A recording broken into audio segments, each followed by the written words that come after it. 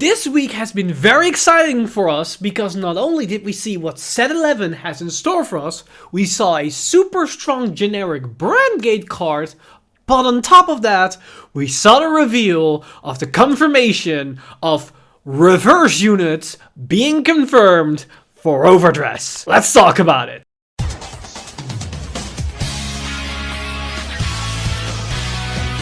Stand up! Vanguard! Hey Cardfighters, welcome back to another Cardfight update, and welcome back to once again a video that's been long overdue because apparently I cannot make videos more often than like once every 2 or 3 weeks. Believe me, this is not something I am planning to do more often in the coming future, but stick with me for probably like the end of this month, and then things should suddenly change quite a lot. But I will explain that like later down the road once everything has been sorted out and things starts to get in a more stable situation. But that aside, let's jump into this video because we have a lot to talk about as explained in the intro. So let's jump straight into set information and then over to the card reveals that we saw this week on Tuesday as well as today on Thursday. So first off, we've got some information for the upcoming festival collection as we now know confirmation of some of the Brandt Gate reprinted cards. Those cards being Bulbamine, the monster card for Archite, as well as the Brandt Gate Perfect Guard. Now, Bulbamine is probably the only one notable here from these 3 that's now been confirmed. The Perfect Guard's nice, but those have been reprinted so many times right now that it doesn't really matter. But probably would have been maybe better to see like some of the triggers being reprinted an extra couple of times. But who knows, maybe we're gonna see that more in other sets. But now we get to the actual gravy, as now we can take a look at the glimpse of Booster Pack 11, which has been confirmed to drop on the 2nd of June for Japan. And this is going to be once again an in-between set between seasons, so yes, we're gonna get more cross-cray epic support, and this time it's very exciting because what we're going to get are brand new forms for the existing 5 cross-cray epic ride lines. So that means a brand new Tamiyura, a brand new Chaos, which honestly this artwork looks pretty damn sick, but also a brand new Eva, a brand new Tegria, and a brand new Roa. The speculations on these cards go rampant because we can go multiple directions here, as we've seen with extra evolution grade 3s in Ovedress. We have things like Overlord, the Overlord and Phantom Blaster version, where the new one is an upgrade of the old one, but it uses the older one in Soul to get an extra benefit. They could go that route. They could go the same route as we've seen with like Zorga and Orfist, where they just go in a complete different direction. They might also go like a grade 4 approach. Not saying those are grade 4s, but to some extent they upgrade the game plan that changes the deck in a different situation, in different strategy, so it goes in a complete different direction while at the same time building upon it. Or they can go in the same direction as the new trial deck units, where these ones are like a stronger version of the original ones, but you can persona ride these on top of the old ones. So you want to ride the old ones in your ride deck, and then you want to have these in your main deck for the following turn to get more beneficial effects. That could be a direction they could go. Or another option is a complete different direction that we don't know. So the speculations on these go rampant, and we just have to wait and see until we get the actual skills to see what direction they're taking these decks in. Now, of course, this is the only thing for set 11 they confirmed, because a cross-cray epic set also brings with it encounter cards. And in this time, they have confirmed one encounter ride line, which is none other than the incandescent blonde lion himself, Ezel. Yes, Ezel is coming back with a banger artwork, if I say so myself. This looks insane, and this is going to be very exciting for a couple of reasons, but mainly for the potential of its skill, because everybody who's familiar with Ezel knows what Ezel does. Ezel is a superior ride deck, but with the ride deck being a thing, that makes superior riding a bit awkward. Unless they make like a very unique superior ride mechanic that specifically works with the ride deck, that allows you to skip ahead a bit, but at the same time that maybe not break premium because of the fact that the ride deck needs to be involved here, that can potentially make this a supercharged superior ride engine that they don't have to worry about in premium. They could also and this is probably something I see more likely to be happening here, is that it will take the superior ride mechanic it's known for to a different style that's specifically tailored for standard, and that has to do with the Persona ride mechanic, because Persona ride specifically doesn't work with superior riding. Unless you're the superior ride master himself. So maybe it could go into that direction where it could accelerate Persona riding to some extent. I don't know if that's going to be the case, but that's an interesting approach they could take, and I'm very curious of how they're going to implement Ezel's mechanic in standard with their ride deck in mind. Now, those are the set information reviews we've seen so far for the upcoming sets, so let's take a look at the cards they revealed this week. And we started with the Brandt Gate cards, and then take a look at the new Zorga support, with also this new approach to the quote-unquote reverse cards in Ovedress. And we start off with this great one for Orphist, which is Cardinal Principle Revealed. And Revealed has the effect, although when it's placed in a rearguard circle from hand, if your world is Abyssal Dark Knight, costs Soulless 1, call Shadow Army token to a rearguard circle in the same column as this unit. So this is another way to just get more tokens on the board for not too much cost, because Soul Blast is quite cheap, and getting 1 token for 1 soul, I think that's fine. Sadly, it's tailored to Abyssal Dark Knight, so you cannot use it in the early game, but at the same time, it can help you to flood your board with more Shadow Orb token to be a bit more aggressive, and at the same time to potentially pay for costs that require more tokens. So overall, I think it's a pretty solid, great one to have that adds more on your token spam strategy. Now, beyond that, we also have a grade 2, which is Cardinal Noid Garunda. And Garunda has the effect, although when it's placed in a rearguard circle from hand, if your world is Dark Knight or Abyssal Dark Knight, you may look at the top 7 cards of your deck. If you do, choose up to 2 world set orders from among them, discard them, and shuffle your deck. So this is a bit weird to me, because you're just taking away world order cards from your game plan, essentially, as you don't add them to your hand, you're just putting them to drop zone. Now, if there are cards that allow you to recoup orders from your drop that are like generic cards, that could potentially interact with this. Or if Orifice has specific cards that allow you to get world order cards from your drop zone back to your hand or immediately into the order zone, this could then synergize with that. As far as I'm aware, they don't exist, but there could be like a random older card that I'm completely forgetting that interacts with this. But from my understanding, this card only interacts with itself because of its secondary effect, which is auto rearguard circle. At the end of battle, this unit attacked a Vanguard. If your world is Abyssal Dark Knight, retire this unit, choose a world set order from your drop zone, and add it to your hand. So essentially, it allows you to fetch those cards you discarded, and that's where this card basically works. It works with itself, because you're not really getting world orders in your drop zone any other way, because you're putting them into your order zone and they stay there. There's no easy way to interact with that for yourself or for your opponent. The only other way you can get them in your drop zone is either discarding with for cost, PGs, or for the right deck, but you might not do that in certain instances, so that's where I think the first skill comes into play. But honestly, I don't know how well this will be placed in an Orifice build, as I'm not too well known with Orifice, so I can see this being used for more acceleration to your order cards, but I don't know if they need it in the current playstyle. But overall, a nice generic card for Orifice to have. This can be used in any Orifice playstyle, be it the new Regis Orifice, I believe it's called Regis Orifice, or the original Orifice himself. Now, a card that is very easy to understand, that's going to be very powerful, is going to be this new grade 2 Scythe Blade Habitable Zone. And this card is quite nutty, and I would want to say is a contender to be one of the, if not the strongest generic Brandt Gate card we've seen so far. Yes, Philip and Echo, fight me on that. As this card has the effect, although when this unit is discarded from your hand during your right phase, costs Soulless 1, put this card on the bottom of your deck and draw 1. So this is an interesting skill, because this has a very small window of opportunity, as you need to discard it for your right deck. And usually I'm not too fan on cards that specifically interact with that, as that means you have like 2 or 3 turns to use this, and otherwise the skill becomes that. But the thing is, this effect is just an added bonus on the card that it allows you to do that if you draw this in the early game and you cannot really get value of its main effect. And the fact that it does this for just a Soul Blast means you can get extra draws in any build if you see this in the early game, which allows you to get cards you need in the early game, either being extra shield if you know you need more triggers or PGs in your hand to survive, like their turn 3 or something, or you want to be more aggressive in the early game but you don't have the right pieces for that.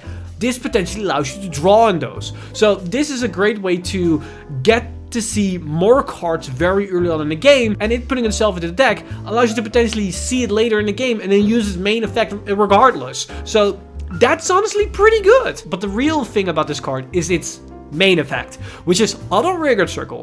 When placed, if your Persona row this turn costs Counterblast 1, search your deck for a set order, reveal it, add it to your hand, and shuffle your deck. Until the end of turn, you may play up to a total of 2 orders from your hand, and the next set order you play can be played without paying its cost. That is huge, because not only does this search out for any set order card for any Brandt Gate deck, it allows you to double up on playing set order cards, and on top of that, it negates the cost. And some set order cards have a counterblast cost or certain restrictions on top of it, and this can to some extent get those cards into your order zone for free.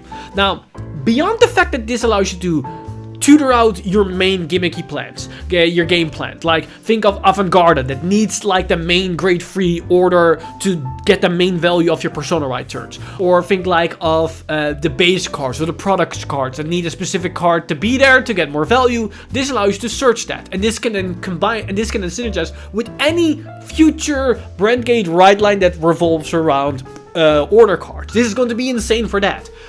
But then we start to look at things like allowing to play 2. And a double up becomes nutty in things like Eva or in things like Orphis that get value off of having more orders in your order zone, with the fact that you get more power to your tokens, or Eva gets potentially activate certain skills if you have enough research cards, or in the case or with Eva, with some of the research cards being that strong, allows you to just plus way too many cards in a single turn thanks to this particular card. But at the same time, it allows you also play like certain tech choices. Like a good generic Brandt Gate set order cards that people have been experimenting with but hasn't really seen widespread success is Revermission Duck. That card allows you to give every grade 2 boost, and on play draws you a card for the cost of a counterblast. But it's not really that great on itself to just play it, and as a one-off, it's not very likely you're gonna see it.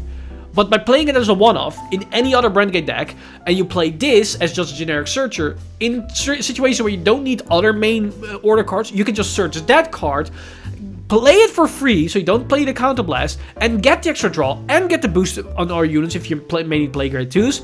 This is also grade 2, so this also then becomes a booster in that situation. And then at the same time, you filter your deck, draws more cards, and then set up other game plans that you already were doing that turn if you're already established for what you want to do that game plan. And there are decks that can definitely benefit from that. Like, think of heroes that might not need more bases once they are established. Or think of Wellstra that already has all the products it needs. Or Vanguard that already got the grade 3 order that might well just slap on you for something else that draws more cards or gives you just generic value on that point. Like, this card is so flexible that it can work with anything, that the more set order strategies come into play, the more set orders are created, the stronger and better this card becomes. Like, this card is already at a high level, but it only grows and grows and grows the more cards are going to get released. So that's the reason why I say this is probably the best generic card we've seen for Brandt Gate so far. It's insane level of power. And yes, the Persona right clause might make it look a lot weaker, but at the same time, I feel like that's what makes this card balanced. Because if you could use this on turn 3 regardless, I think this would have been a broken card and might warrant like restrictions immediately on release, as it sounds too ridiculous on turn 3. From one card that probably every Brandt Gate player has been dreaming of for the longest of time, we've go to a card that Zorga players have been dreaming for the longest of time, as we have teasing spiritualist Zorga Masques. And this Zorga Masques, on first glance, doesn't look all too special, but once we take a look at the cards around it, it suddenly shows something more on the table here. But before that, let's take a look at what the skills are on this Zorga. So first off, we have Continuous. This card can only be written from a grade 3 with Zorga in its card name. So this is a turn 4 Zorga that either needs to write on the original Zorga or the new Grave Zorga, which is quite interesting as it is essentially a grade 4, but it's not really a grade 4. It's a unique restriction, but in all honesty, it doesn't really matter all too much, but will make more sense once we take a look at the other cards. But keep this restriction in mind, you're not going to play this in your right deck. This is going to be a main deck card when you play one of the other Zorgas in your right deck. Now, for its second effect, it is essentially just Alchemy Magic. It's continuous Vanguard Circle. When you would play a normal order, you can buy the normal order from your drop, and Alchemy Magic. It's just Alchemy Magic. Now, for its third effect, we have continuous Vanguard Circle. If you Alchemy Magic this turn, all of your front row units get power plus 10k. That's quite interesting, as it's Grief, Despair, and Redemption, I believe that's the name of the order, in Zorga built in. So you're already going to get the plus 10k like Persona right on top of the fact that you're Alchemy Magic. That's pretty good. Your numbers already were decently big, and now they're probably going to be even bigger. Because if you Persona right on top of that, that's plus 20k to your front row. And if you use like something like Grief, Despair, and Destruction, or whatever, then that's plus 30k. But now you don't have to use that, so you can use more other interesting skills like more power to a single unit, or criticals, or whatnot, or resources. So yeah, that is pretty good. But then we also have Act on Vanguard Circle. Once a turn, cost remove a card with Zorga's card name that is different from this unit from your hand, soul, or drop, which is essentially the one you've written on top. Choose a card from your drop, call to the Vanguard Circle if it's a unit card, and put it into your hand if it's a normal order. That's quite interesting for a couple of reasons. First off, it is the resurrection skill of the original Zorga without the counterblast. So you're more lenient on your resources, and you're not really gated on the counterblast cost of the resurrection of Zorga. So if you play like the counterblast reducer, then you can resurrect it with this skill without using the counterblast, and then use that ability to make the alchemy magic cost a counterblast cheaper. So if that alchemy magic play costs 1 CB, but you had no open CB, you can still do the entire thing because the start of your combo didn't cost a CB, which is really interesting and opens up quite a lot of options here. But the other thing here is that it also fixes another issue of Zorga, which is not having cards in your hand to activate alchemy magic, or the right cards to activate the right alchemy magic. In this case, you can also just grab one of those orders from your drop, add it to your hand, and now you are going to Alchemy Magic with the card that you want to Alchemy Magic. So the fact that you have the option to do either one of the two is honestly really good. But of course, we need to circumvent the issue that you cannot write this on turn 3, but we have a way to circumvent that, and that's a thing that has to do with the whole Masques unit. We have a mask in the form of this order, which is Mask of Hydrogrim, and Mask of Hydrogrim has the effect: look at the top 5 cards of your deck, choose up to 1 unit card with Dragon Tree or Masques in its card name from among them, reveal it, put it into your hand, and shuffle your deck. So this card allows you to either search for your Dragon Tree in a Dragon Tree deck, so you can get more Persona right, or get Soul for if you need it for somewhere, which is nice. But it also allows you to search out these Masques units, and you're going to need to search out this Zorga if you want to be able to ride it on the time that you can ride it. And because they're not in your right deck, you need to get that from your main deck, and this order card allows you to get to that as soon as possible. And because this is an order card, you can still Alchemy Magic the turn you use this, which still allows you to do mainly your gimmicks that you want to do in order to do your whole thing. But then it also has the effect: act from drop. If you have a grade 3 Vanguard without Masques' card name cost, reveal a grade 3 card with Masques' card name from your hand and write the card revealed for this cost as stand. If you wrote, put this card into your soul. If your opponent's Vanguard is grade 3 or greater and you did a Persona right this turn, you activate Persona right. That is quite huge, because this does quite a lot, as not only allows you to immediately go into this new version on turn 3 while your opponent might be turn 2, It also gives you soul, but more importantly, if they are already grade 3, so you went second, you immediately persona ride on them on your first grade 3 turn. That is quite ridiculous. And the fact that this is generic, because keep in mind, this is not restricted to Stoicheia, that means this will apply to any other Masques unit we're going to get. And I'm going to assume we're going to get a Masques unit for every nation, and maybe for a lot of different ride lines. But of course, it doesn't stop here, as we have more. Because we also have this grade 2, which is Dragon Tree Wrench Def Inwelef. And Inwelef has the effect, auto, when this unit is placed in a rearguard circle, cost, counter plus 1 and soul plus 1, choose one of your rearguard circles without any Dragon Tree markers and put a Dragon Tree marker. Search your deck for up to 1 Masques of Hydrigerum, reveal it and put it into your hand and shuffle your deck. So, not only is the order card a searcher or a quote-unquote searcher for the grade 3, now we have a grade 2, which is a searcher for that searcher, which honestly is pretty good. And keep in mind, these Dragon Tree markers actually work with this new Zorga, because it requires you to have either a Dragon Tree or a Masques Vanguard to activate the power potential of these markers. And this new Zorga meets those requirements, so you get benefit from those markers as well. So now the front row not only gets plus 10k from Persona Ride, plus 10k continuously from the new Zorga, but they also get plus 5k thanks to these markers that you're probably going to put in the front row. So honestly, pretty good. I can see this being played at like a 1 or 2 of that you want to see once, and then after that you don't really care for this card anymore. But there's another card that changes things quite significantly, and it's probably the main exciting thing that we've seen so far for Zorga fans, as they finally get multi-attack in the form of Keel Severing. This grade 2 has the effect, auto from drop, when the Teasing Spirited Zorga Masques on your Vanguard circle attacks, if you do not have a Keeling Servings on your rearguard circle, cost, counter plus 1, and retire a rearguard and call this card to a rearguard circle with a Dragon Tree marker. So this is the reason why the grade 2 we just talked about is going to be very important, or the original grade 1 that we've seen in set 9, because if you have a Dragon Tree marker, it allows you to multi-attack and generate 4 attacks. Specifically 4 attacks, not 5, because you cannot activate 2 of these in a singular turn, because the moment you resolve one,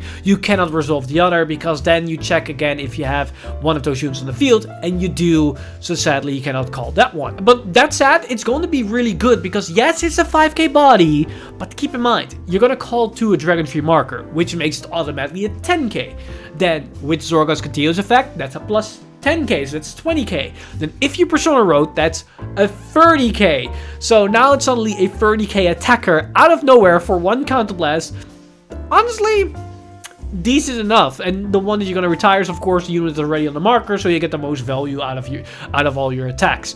And I think it's going to open up a lot of viability for Zorga to suddenly be actually very oppressive once we get the right list. The thing with Zorga is that it's going to be hard to build, but once it's figured out, there's a lot of potential here, because you can start swinging with double crit units that get massive power buffs, by the way, because now we have these Dragon Tree markers, multiple 10k buffs that can be stacked on top of everything, and now you can add a multi-attack effect on top of that, which honestly looks pretty damn promising. And with that said, that's everything I want to talk about today. This is quite a long video because we're essentially doing 2 videos in one, as we're discussing everything that's been revealed on Tuesday as well as Wednesday.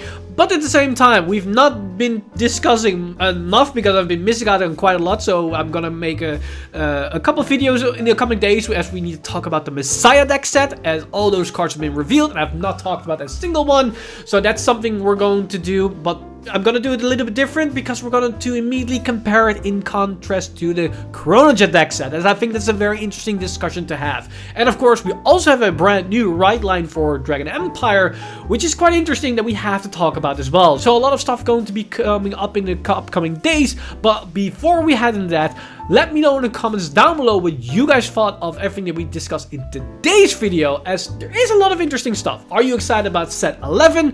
Are you excited about the new Brandt Gate / Ovedress support? Or are you one of those Zorga stands that have been waiting for years? And yeah, you can almost say years because it's almost been 2 years so far. Time really flies fast. About the multi-tech potential Zorga, as it's finally been here, or should I say as it finally is here. But with that said, I want to give a huge shout out to my Patreon supporters over at patreon.com/VanInsider. You guys are amazing. If you do want to support the channel or everything that's happening on the channel, you can simply go to patreon.com/VanInsider and become a Patreon today. But with that said, I've missed a time leap, and I'll see you guys in the next one.